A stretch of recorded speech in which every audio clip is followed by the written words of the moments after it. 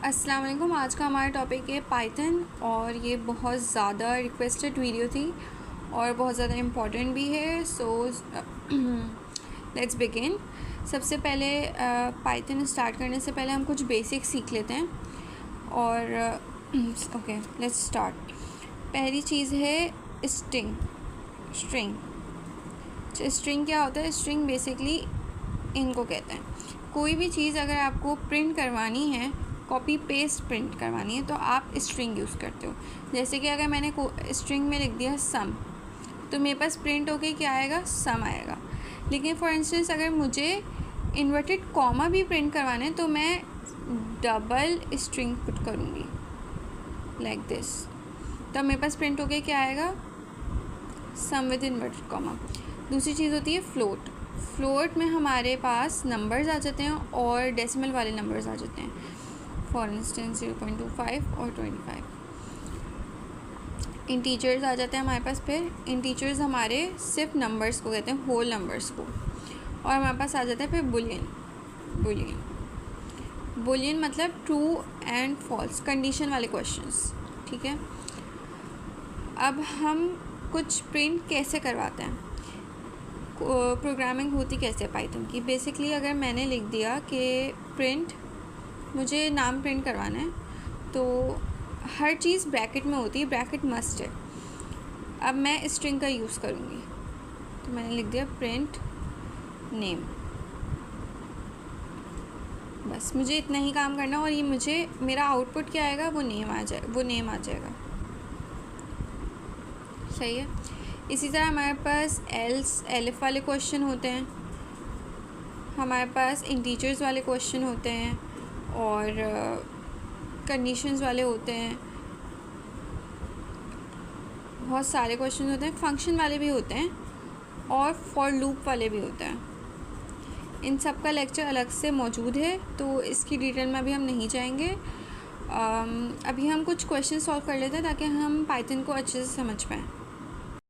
उससे पहले एक और चीज़ समझ लेते हैं कि अगर मुझे अपने पास प्रोग्राम में कोई डेटा स्टोर करवाना होता है, तो मैं उसके लिए पहले ही इंफॉर्मेशन स्टोर करवा देती हूँ। जैसे कि मुझे बताना है कि मेरा नाम XYZ है और बस और मेरा जैसे रोल नंबर 1 2 3 है, ये मैं इक्वल्स टू लगाना मस्ट है। तो अब जब मैं यहाँ पे प्रिंट करूँगी प्रिंट नेम और रोल नंबर, तो इसके पास क्योंकि अब मैंने डेटा स्टोर करवा दिया था, तो ये अब डायरेक्ट मेरा जो आउटपुट आएगा वो आएगा XYZ और कॉमा 1 2 3, ये मेरा आंसर आ जाएगा। ठीक है, अब क्वेश्चंस करते हैं। अच्छा, हमारे पास पहला क्वेश्चन दिया हुआ है कि write a Python programme that prints your name and roll number. तो यहाँ पे हमें कहा कि क्या है कि एक प्रोग्राम लिखें जो प्रिंट करवाए आपका नेम भी और रोल नंबर भी। तो वही वाला तरीका फॉलो होगा जो मैंने अभी आप लोगों को समझाया कि पहले मैं इसको बोल दूँगी, अपना डेटा स्टोर करवाऊँगी कि मेरा नाम फॉर इंस्टेंस अरीबा है और मेरा रोल नंबर 17 है। अब मैं इसको बोलूँगी कि ये प्रिंट करे। अच्छा, मुझे थोड़ा एफिशिएंट काम करना है, तो मैं क्या कहूँगी कि मैं उसको बोलूँगी कि मैं नेम को भी तुम कॉपी पेस्ट कर दो। तो ये ऐसे मैं नेम लिखूँगी और फिर मैं इसको दोबारा नेम लिख दूँगी। अब इससे क्या होगा कि जो मेरा आउटपुट आएगा उसमें लिखा हुआ आएगा नेम कॉमा अरीबा, क्योंकि अब ये डेटा में स्टोर्ड है। इसी तरह मैं रोल नंबर दोबारा लिखूँगी प्रिंट रोल नंबर कॉमा दोबारा से रोल। अब क्योंकि मैं आपको बता चुकी हूँ कि स्ट्रिंग जब हम यूज़ करते हैं तो वो कॉपी पेस्ट होती है चीज़, लेकिन यहाँ पे स्ट्रिंग नहीं है। मतलब कि वो जो मैंने डेटा स्टोर करवाया है वो उसका आउटपुट देगा। ठीक है, बस ये क्वेश्चन यहीं पे ख़त्म है। अब दूसरा क्वेश्चन देख लेते हैं। इसमें लिखा हुआ है write a program that takes input for 2 numbers and print their sum. इसमें बेसिकली ये कहा गया है कि आपके पास 2 नंबर हैं और आप कोई ऐसा प्रोग्राम लिखो कि वो 2 नंबर ऐड हो रहे हों। अब इसके लिए हम क्या करेंगे, हम बोलेंगे क्योंकि नंबर्स की बात हो रही है तो हम इंटीजर का वर्ड यूज़ करेंगे, क्योंकि मैंने आपको बताया था कि इंटीजर नंबर के लिए यूज़ होता है। तो मैं बोल लेती हूँ कि ए इंटीजर लिख लिया। अब क्योंकि मुझे इसमें इनपुट का वर्ड यूज़ हो गया, इनपुट मतलब रीड करवाना, ठीक है, तो मैं यहाँ पे भी इनपुट का वर्ड यूज़ करूँगी।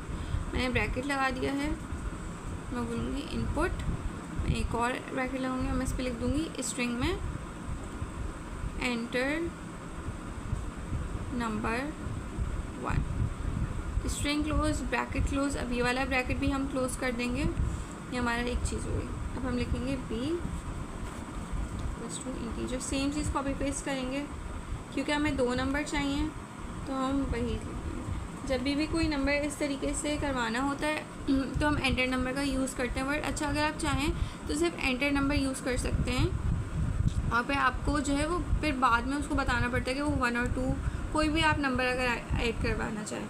लेकिन इसमें हम स्पेसिफिक नंबर्स चूज़ करें तो हम यहाँ पे नंबर्स दे रहे हैं, ठीक है। मैं लिख दे 2 और ये क्लोज। अब बहुत सिंपल सी चीज़ है, अब मैं उसको बोलूँगी कि बस मुझे सम करके दे दो तुम a प्लस बी। तो अब मैंने इसमें इक्वल्स टू वाली चीज़ वही करी कि मैंने इसमें डेटा स्टोर कर दिया कि तुम्हें a और b को प्लस करना है, यानी कि 1 और 2 को। अब मैं प्रिंट करवा दूँगी जो मुझे करवाना है, प्रिंट सम कॉमा सम। अभी मेरा आउटपुट क्या गिवन करेगा, आउटपुट ये मेरे क्या करेगा, सम कॉमा 3, डायरेक्ट आंसर दे देगा 2 + 1 का, बस। अब क्वेश्चन नंबर 3 देख लेते हैं। Write a program to check whether given number is even और ऑड। वो बोले एक प्रोग्राम लिखो जिसमें बताया कि वो नंबर क्या हमारा इवन आया है या ऑड आया है। अच्छा, अब ये हमारी 1 कंडीशन प्रोग्राम होता है, जिसमें सिर्फ एक कंडीशन गिवन होती है, जिसमें हम इफ़ और एल्स का यूज़ करते हैं। तो उसके लिए हम फिर से एंटर नंबर वाली चीज़ यूज़ करेंगे, क्योंकि नंबर्स की बात हो गई अगेन।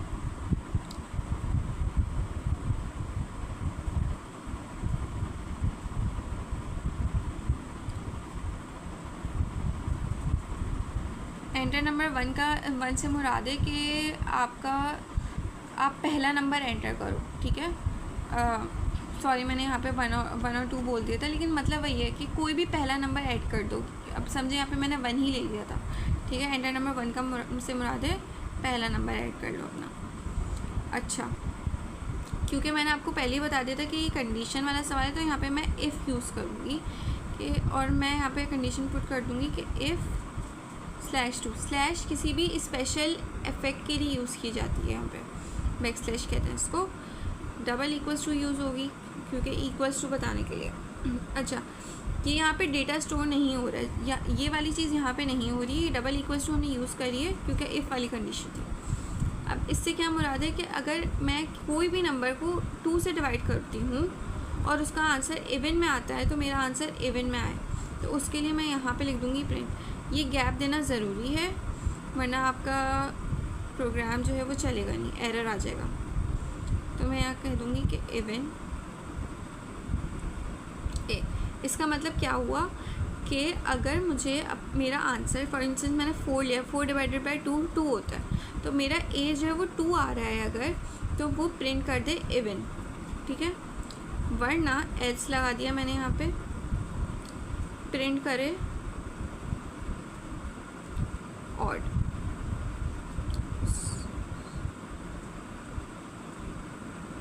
सही है, ये हमारा क्वेश्चन ये वाला हो गया। अब हम अगले क्वेश्चन पे जाते हैं।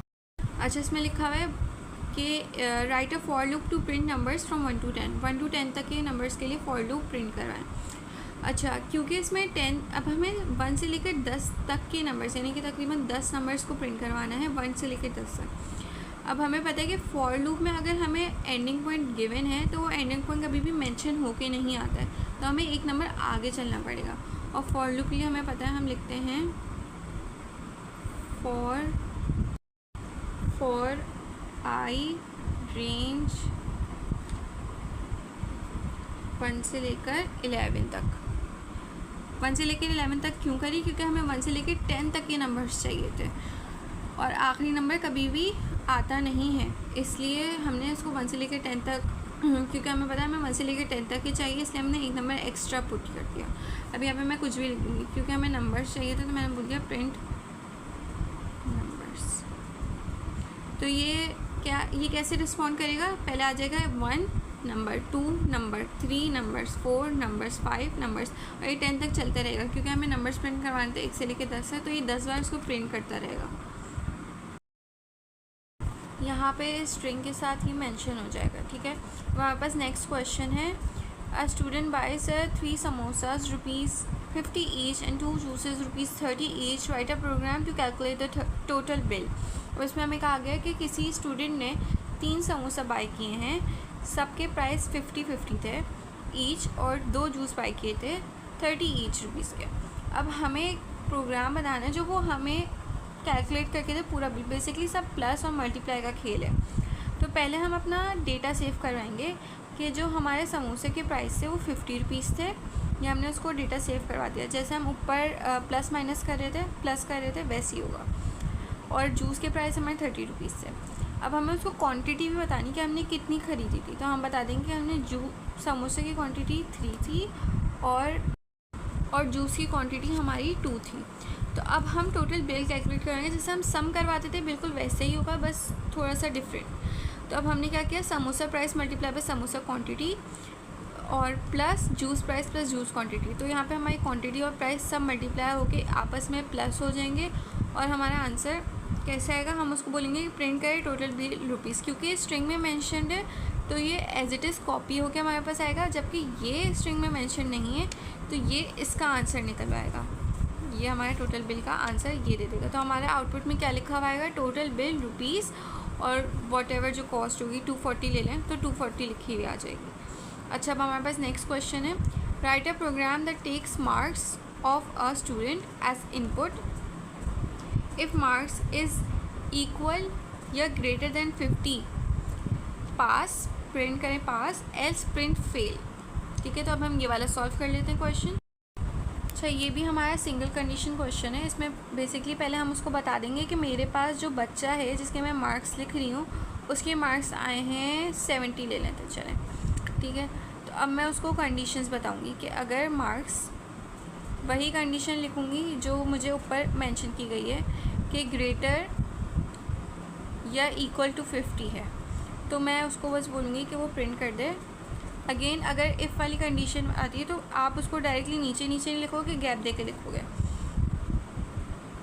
प्रिंट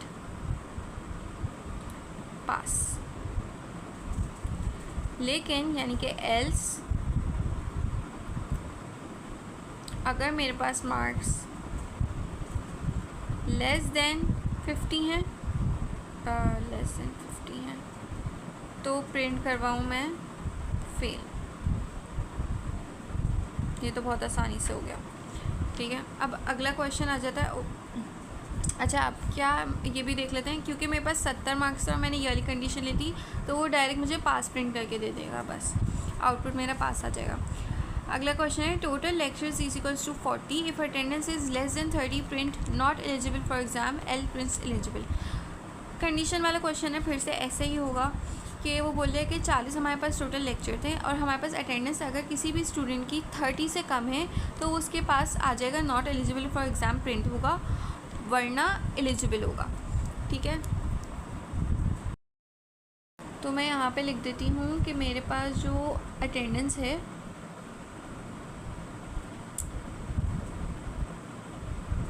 फॉर इंस्टेंस मेरे पास अटेंडेंस इत्तेफाक से 31 है, ठीक है। और अब मैं लिख दूँगी if attendance is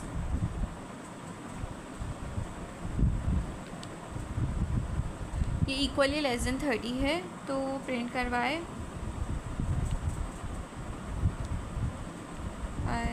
eligible, not eligible, sorry एक सेकेंड। अच्छा, एलिजिबल आ जाएगा,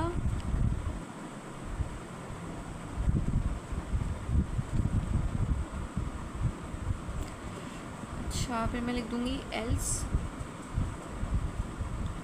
अटेंडेंस। सेम प्रोसेस रिपीट हो रहा है जो ऊपर वाले क्वेश्चन में हुआ था, बस नंबर्स चेंज हैं।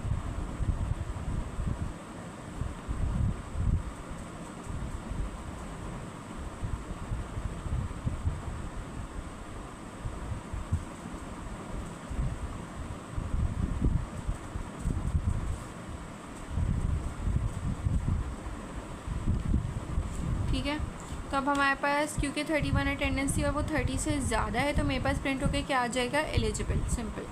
तो नेक्स्ट क्वेश्चन देख लेते हैं। Write a function that prints hello.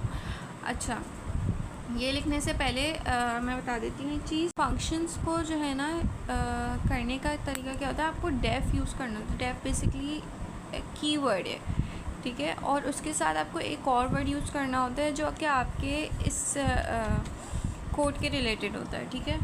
तो अब यहाँ पे मैं लिख दूँगी डेफ, जैसे कि मैंने डेफ लिख दिया। अब क्योंकि हेलो वर्ल्ड जो है ग्रीटिंग है तो मैं यहाँ पे ग्रीट यूज़ कर लूँगी। आप कुछ भी अपनी मर्ज़ी का वर्ड यूज़ कर सकते हैं, बेसिकली आप अपना कीवर्ड भी बना सकते हैं। और यहाँ पे ब्रैकेट मस्ट है, ठीक है। ब्रैकेट हम क्यों लगाते हैं, क्योंकि बाद में जब हमें फंक्शन को कॉल करना होता है तो हम यही ब्रैकेट यूज़ करते हैं। तो अब मैं यहाँ पे लिख दूँगी प्रिंट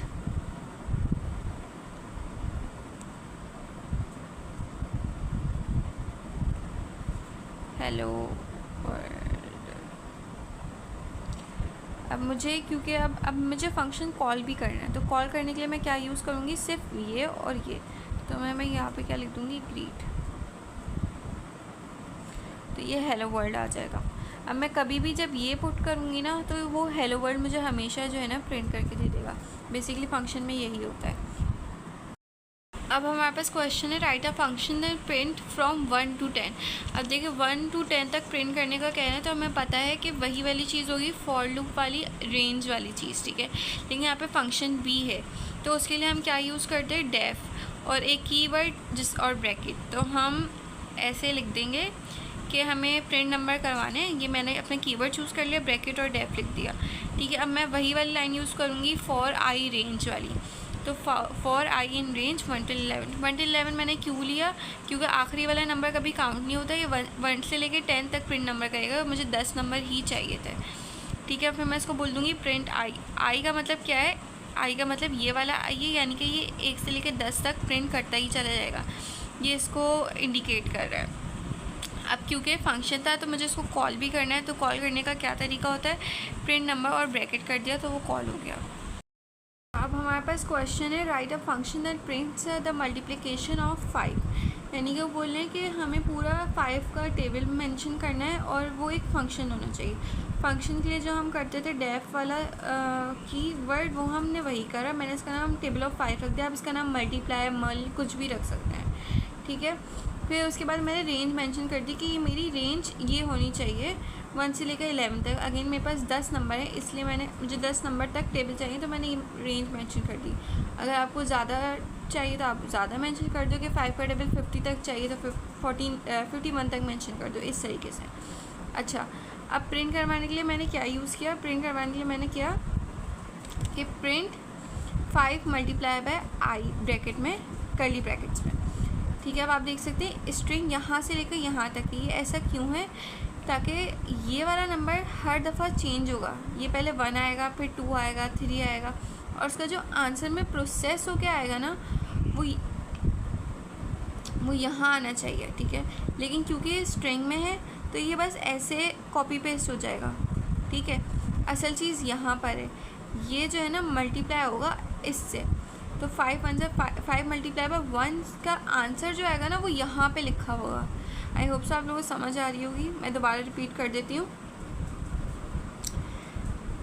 यहाँ पर क्योंकि आई ब्रैकेट में है तो इसे 1 2 3 ये ऐसे आएगा और ये सिर्फ कॉपी पेस्ट हो जाएगा ऐसे हर दफ़ा, ठीक है, जब तक 10 तक नहीं हो जाता। जबकि यहाँ पे 5 एक्चुअल में 1 2 3 के साथ मल्टीप्लाई होकर जो आंसर आएगा ना वो यहाँ पे आ जाएगा। जैसे अभी मैंने ये पहले 1 होगा, जब यहाँ पे 1 होगा तो ये यहाँ पे भी 1 होगा, तो ये 5 1 जा 5 होगा। फिर जब यहाँ पे ये 2 होगा और यहाँ पे प्रिंट हो जाएगा तो इसका आंसर जो आ रहा होगा यहाँ पे 2 के बाद वो यहाँ पे आ जाएगा, 5 2 जा 10। इस तरीके से सो ऑन। कॉल करवाने के लिए हम टेबल ऑफ 5 लिखेंगे, यही वाली चीज़ और ब्रैकेट, और ये इस तरीके से हमारा पूरा टेबल मेंशन होके आ जाएगा। अच्छा, अब हमारे पास क्वेश्चन आया, right a function that prints first 10 even numbers. अब हमें क्योंकि इसमें भी नंबर्स की बात हो रही है और चीज़ें सेट करनी है हमें, तो हम इसमें फॉर लूप यूज़ करेंगे और फंक्शन है तो डेफ यूज़ करेंगे। पहले मैंने इसको सेट कर दिया कि डेफ इवन ब्रैकेट और ये क्या कॉलन लगाना ज़रूरी है। उसके बाद जो है अब मैं रेंज सेट कर दूँगी, ठीक है। रेंज मैंने करी फॉर आई इन रेंज 2, 21, 2। अब इसका अगर आपको कन्फ्यूजन हुई कि इसका मतलब क्या है तो मैं आपको एक्सप्लेन कर देती हूँ। देखिए, ये होता है हमारा स्टार्टिंग नंबर, ये है हमारा स्टॉपिंग नंबर, स्टार्ट, और ये हमारा वो नंबर है जो हमें बता देगा कि हमें गैप का नंबर है ये।